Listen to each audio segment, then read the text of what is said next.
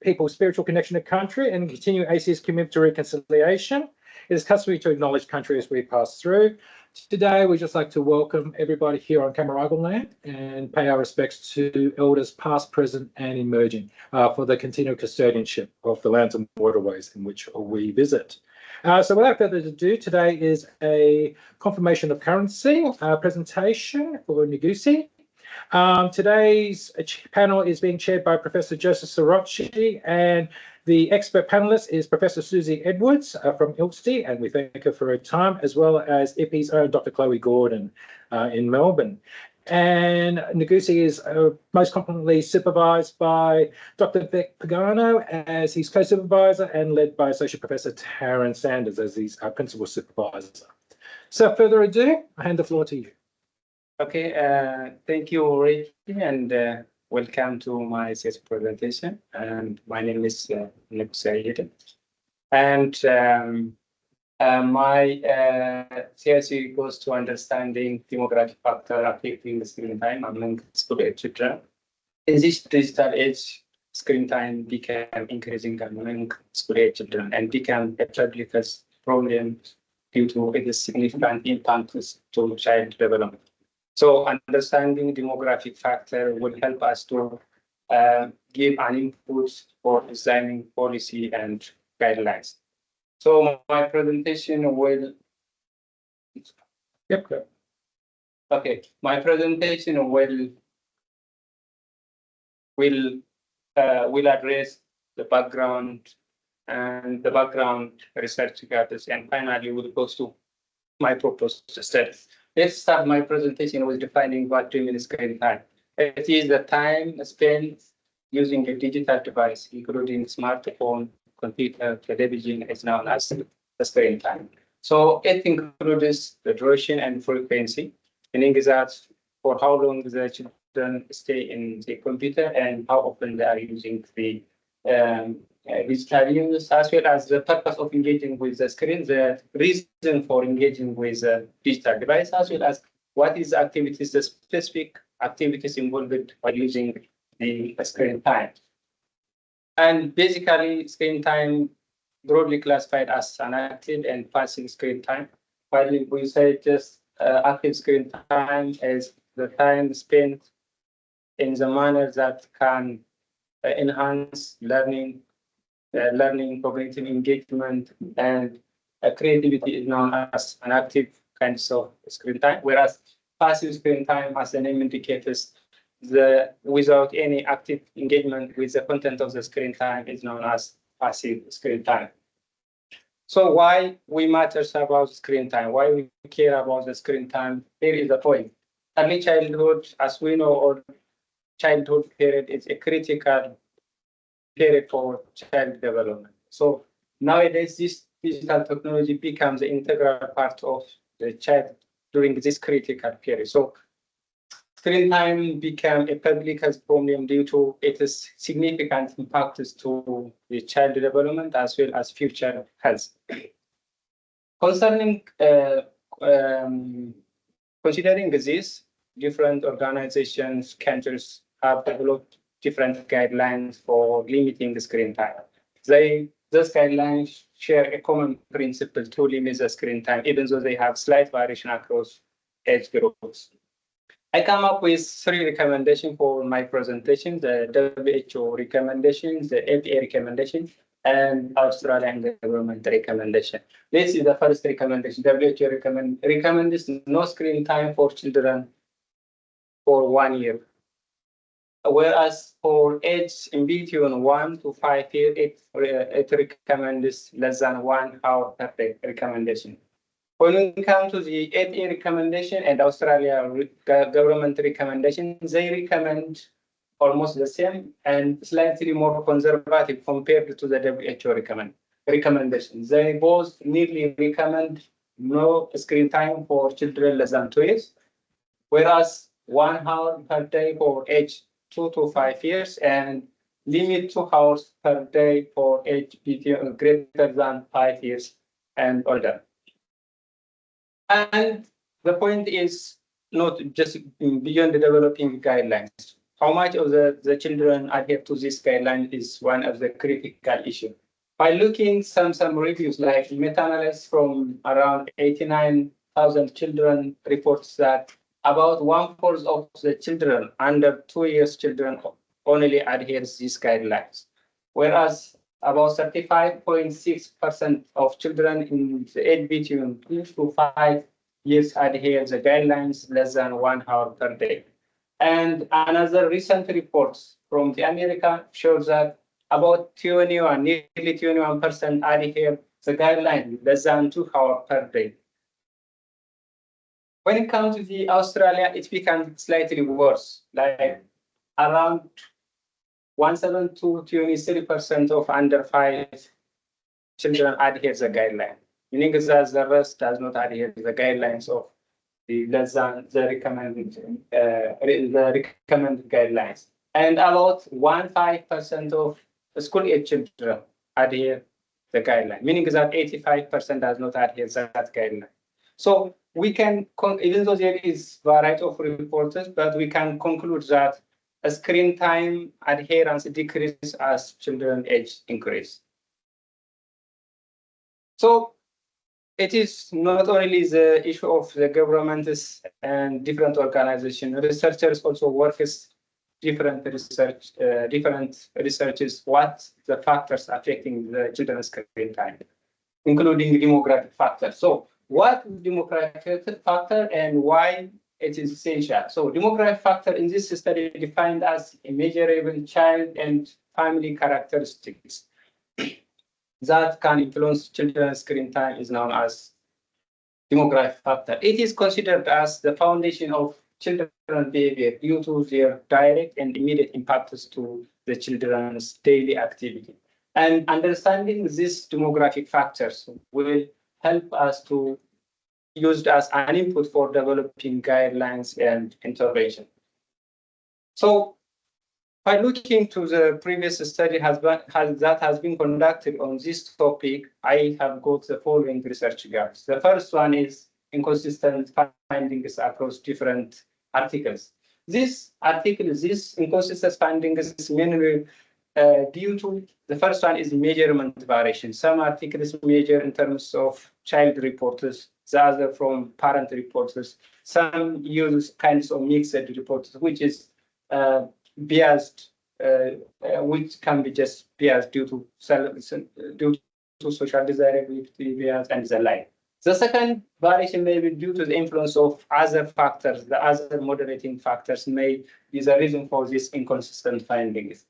The other different studies use different kinds of analysis techniques. Some uses a beta coefficient, while the other uses Pearson correlations, others odds ratio. This can be a source for the variation and making it difficult to compare which one is important variable compared to the other social demographic factors.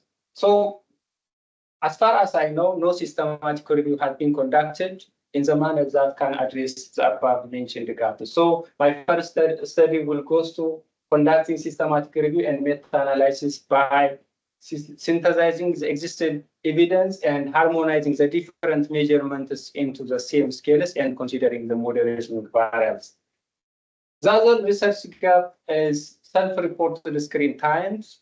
As I told earlier, it is prone to bias and low precision.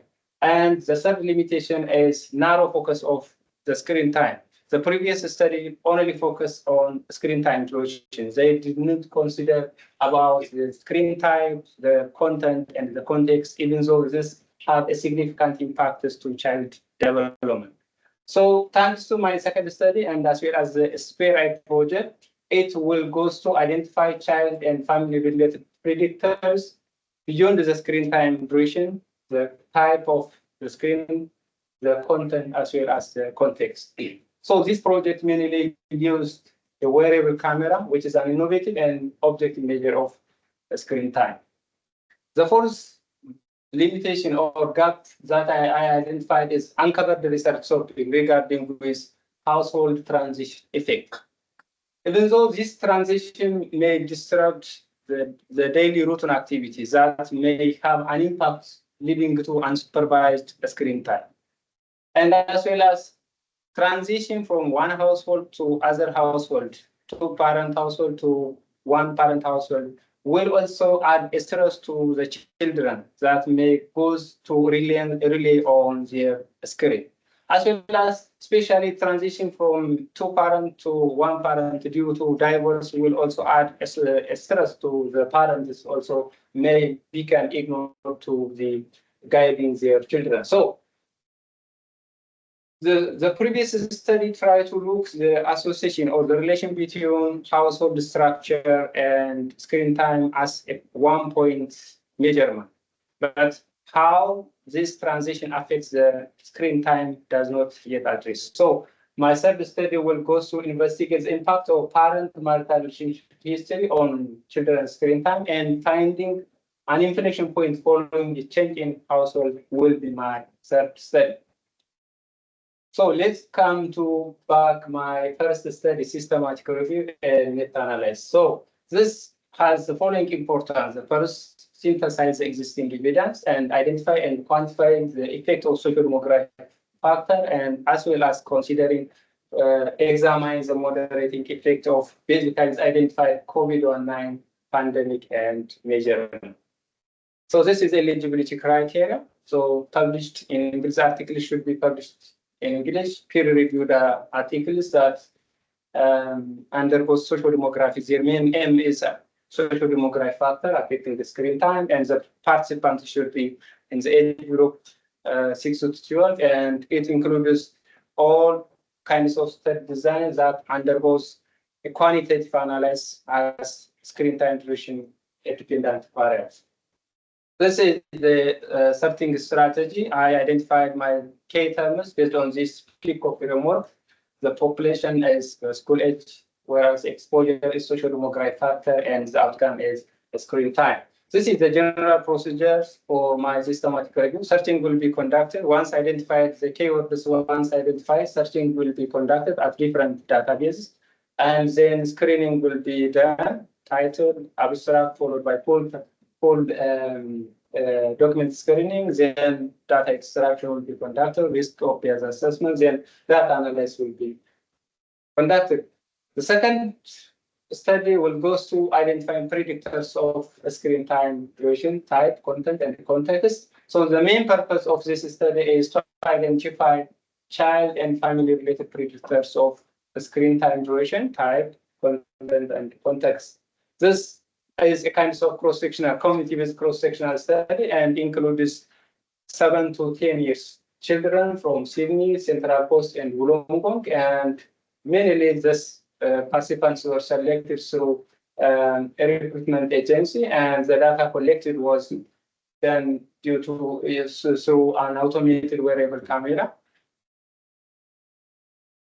And this is the general approach of my second study, and there is part of participant recruitment. Once participant has been selected, training will be given for how to charge, how to use that camera, and then once training is given, they are requested to wear the camera, and during the selected 3 days in the weekday and once in the weekend, and then the camera will be adjusted based on the mobile Birno application, and images will be captured every 15 to 20 seconds in time-lapse mode, and data will be collected through encrypted SD cards and processed through face blurring software. This is basically to keep the privacy of the participants as well as the third party.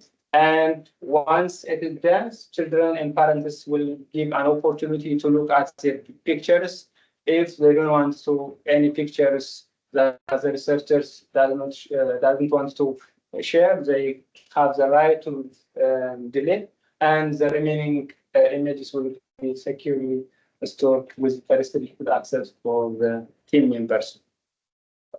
And this is an analyze technique, and assumption will be checked, and linear mixed effect model will be used to identify predictors. My third study will go to I identified the impact of parent-marital relationship history on children's screen time, and as well as finding the inflection point following change in household share. This has two basic importance. The first one is assess how parental relationship history impacts children's screen time, and the second one is explore the effect of household transition on screen time behavior. This uses a secondary analysis from the data of longitudinal study of Australian children. This is how longitudinal study of Australian children works. It started in 2003 with two cohorts, each comprising in 5,000 children, the baby cohort and the kindergarten cohort. So every 2 years data is collected every 2 years. It is actually an ongoing study. So in each cohort, data is collected on the two cohorts. This is how variables will be measured for my third study. Parent marital status is measured in this longitudinal study as cohabitant, non-cohabitant, married, and divorced. And two-parent household is a family with two parents and children, whereas single-parent household is a family, one parent with the children. And household change is considered as a transition between single-parent and two-parent household, meaning that from single-parent to two-parent household, or from two-parent household to a single-parent household. And screen time measured in this longitudinal study in this way: weekly minutes of computer use, TV, gaming, and the like. So the analysis technique for my third study is for the first research question trend analysis will be considered how screen time varies across the different parent-marital relationships. Then how much it is significant will be checked by the ANOVA. Then propensity score matching will be considered. Children's under household transition may be systematically different from the others. So propensity score matching will help us to whether that change of screen time is due to the effect of the transition or other factor will help us. This analysis will help us to be sure of that. And difference will be considered. Then mixed model regression will be considered to assess the significance. This is my study timeline, and this is a summary. My first study will go to socio-demographic factor and moderators of screen time. And my second study will go to identifying family and children predictors of screen time, type, content, and context. And my third study will go to looking parent-marital relationship and looking the effect of household transition on screen time. So now it's just once completed the study, what is the implication of the findings? The first systematic review and meta-analysis will help us to identify which one is the most important socio-demographic variable. As I told you earlier, different studies report in different ways, so it will synthesize which one is the most important variable for our intervention. And the second study will go to expand the concept of screen time beyond the duration. We have to look the types, the content, and the context. So it provides a holistic understanding of screen time predictors, and it's used as an input for developing policy and guidelines. It also helps the parents, especially, to consider the type of the digital use, the content beyond just looking the duration. And the third study, timing and target intervention, helps us to identify the critical period when the screen time shifts significantly, and it informs the timing of effective group-specific intervention.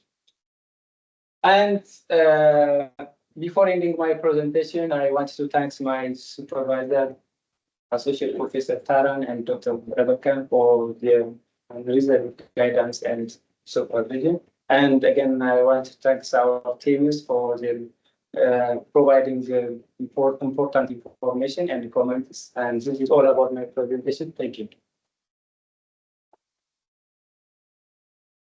Thank you for that. That was an excellent talk. I just thought I'd open up for questions. I'll start with a couple, then I'll open it to the panel, and then we'll open it to the floor. Can everybody hear me okay? Yes, thank you. All right. So I'll just throw a few questions out, then I'll open it to the floor. With your study 2, Do you have an estimate of numbers that would be in transition versus not in transition? For what? For second study? Yeah, the sample size of transitioning versus non-transitioning kids. What would you estimate that's going to be? And he means that third study, you see. And I imagine this is only the kids who are getting the camera, is that right? Okay. Sorry, would you explain again? So your study two, if I understand correctly, is focused on the kids with the camera, so you have objective measures, right? Yeah. So what is the sample size of that group that's expected to be in transition for the versus those not in transition? Actually, the transition is mostly in my sub-study, and the second study Square Eye project does not consider the transition. Get your question? So I guess I'm just wondering about power, like how many kids will you observe in transition? So Joseph, the third, can you hear me, Joseph? Yes, thank you. Yeah. So the third study is the one where he's interested in children who are undergoing family changes. Yeah. So the sample size for Square Eyes is too small for that study, which is Oh, why. I see. Okay. Yeah. So that's the full longitudinal study, not just the Square Eyes one. Yeah, so LSAT's got sort of 20 years worth of data to look at. Okay. Where we expect Yep. around Okay. 5,000 of kids to look at. Yep. So I've got 300 in Square Eyes. Okay, yeah, that clears out. Sorry, that my misunderstanding. And I guess just the second question is about the demographic review. In the reviews that have been done previously, have they looked at demographic moderators? And if so, how do you see your research going beyond that? Yeah, demographic, there is variation across different measurements. In the previous study, I have appreciated the variation across findings. So this may be potentially due to the effect of other variables that can affect this relationship. So while looking at this, for example, measurement type will be one of the moderating variables that can affect the relation between social demographic factor and the screen time. And I have seen one article that is trying to look this, consider to this as a moderating variable, but the majority of the study does not consider. So, measurement has an impact on the dependent variables. So it may affect the relation between the social demographic factors and the screen time. So it potentially have a source for variation. The other is while considering the screen time, COVID-19 pandemic will also a source for this variation. During the time of pandemic, it affects everything, like the education system was affected, and everything was affected. So this have an impact. For example, it have an impact on the economic, and the economy will have an impact on the screen time. It will have a number of factors. May affect this relationship between the social demographic factor and the screen time. So I'm going to consider this as moderating variable in my study. Okay. Does the rest of the panel have questions? Susie? Thank you very much. Thank you, Nigusie, for your presentation, and congratulations on your proposal and your thinking. I think it all looks very exciting, very necessary, absolutely, to start moving beyond, just saying time and to get better understanding into the context. So I really enjoyed your paper and your presentation. I don't really have any questions per se. I've got maybe just two things for you to think about. And the other thing in my notes says study 3, love it. So congratulations on that. I think that one's going to be absolutely fascinating. In your when you're in your writing, so you don't use the term, or when you're writing about the work, I'm wondering if it might be useful to use the term digital or screen time practices rather than you use things like activities and habits. And they are different things, whereas practices you can actually define theoretically. I do note that you haven't discussed or mentioned a theoretical framework, and where I come from, the theoretical framework is very important, but it may not be as important in the work that you do. But there is a sort of body of knowledge that might be just a little bit helpful for you to just define terms a little bit more. It's called practice theory, and you can actually define practices as the sort of combinations of the things that people are doing, saying, and how they're relating to people and objects, including technologies. And practices are situated in social contexts, and practices are always mediated and informed by what's happening in those contexts. So that might be something that's a little bit useful for you to think about. So that's practice theory. And the other thing, and again, this could just be because of the background that I come from, but maybe think you've got it put forward fairly strongly that the camera is objective, and there is a lot of work and thinking done that sort of queries the notion that is the camera truly objective, and what's the relationship between the child and the camera, and then once you put the camera on the child, all of that sort of thing. And it might be helpful also to look at the child participatory research and the notion of children in research, because at the moment, the way yours is framed, it's a little bit research done to the child, and there's a very strong movement, particularly where I come from in education, to be inclusive of children's perspectives in research, and the ways that we invite them into research, particularly when we're using technologies to record what is notionally objective, but it actually may not be. And that's all I had, really. I'm just really excited I hope I get invited back to your mid-confirmation and your final review. I'm really excited to see how your work goes. I think you did a really lovely job of setting up the structures and the quality around your systematic review, and I wish you all the best. Thank you. Thank you, Susie. Chloe? Yeah, thanks for your presentation, Nigusie. I also found it really clear, very easy to follow, and it was very comprehensive as well. One of my questions, Susie has actually already raised it, so I was going to ask the same thing when you mentioned the camera as being objective, similar to Susie. I was thinking that knowledge of wearing the camera, to what extent is that impacting what activities they perform? So yeah, I was wondering how that potential bias was addressed. The same thing.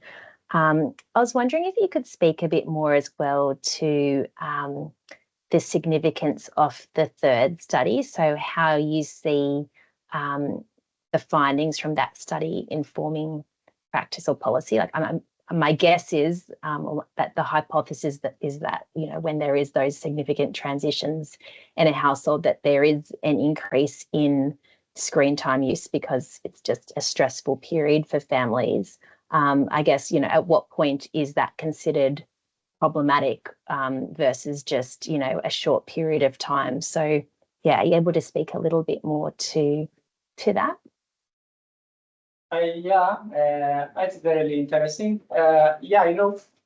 This is the typical period. Transition is a typical period. So I'm going to look. The first one is just checking whether there is an inflection point or change in the screen time following this transition or not. There is some suggestion this transition have an impact on the screen time, but I'm going to check that this transition really cause a screen time change or not. That is the first point. So when it comes to the recommendation, it will help us to propose specific intervention during that period. For example, the transition will cause screen time change or increase the screen time change. So the policies or any intervention will design a specific intervention during that period. What will be done for the children during that period? That was my issue, my concern. Yeah, sure. Yeah, that makes sense. I think I was just wondering, you know, at what point is an intervention per se needed versus just acknowledging that in transitions, there might be some differences in screen time use, but I suppose that's what you can flesh out when you come up with what the findings actually are. Yeah, sure. And then I just had another really minor point I was going to mention as well, that just in the communications research field, they actually moving away from active versus passive screen time use, particularly in areas like social media, because they're just finding it's not really that helpful in terms of being able to delineate it in that way. So I can also send through a paper that relate to that just might be for consideration in providing alternative perspectives around how you see that screen time use. So yeah, that was it for me though otherwise, and sounds like you're set up well and ready to go. So yeah, well done. Okay. Thank you, Chloe. Back to you, Susie. Thank you. Yes, I had a point I wanted to make to reflect on, and then Chloe's point reminded me also when Chloe talked about the active and passive, because I noticed in your paper you had games as in the passive category. So Chloe, maybe if you can suggest some literature around that notion of active and passive, that would be great. Really, this is more a reflection to push your thinking more than anything, because I think in study 2, that's involving looking at the COVID as well, isn't it? That's got the COVID aspect in it, study 2. Yeah, study 1 is about, this is, yes. I think this study 1 is looking for systematic and moderating. And study 2 had looking at the impact of COVID, is that right?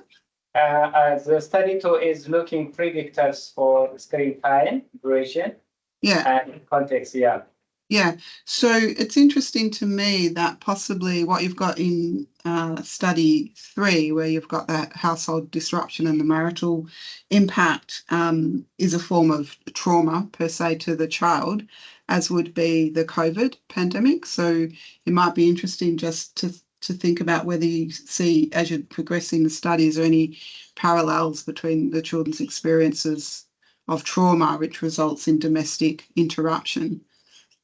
That's then impacting the screen time. That's more an observation than anything. Okay, thank you so much. Thank you, Susie. I'll open up to questions here on live audience. A couple of some comments. I just wondered, Nigusie, by the way, great, awesome, 3 studies, really solid PhD, well thought out. Each of them are really well considered.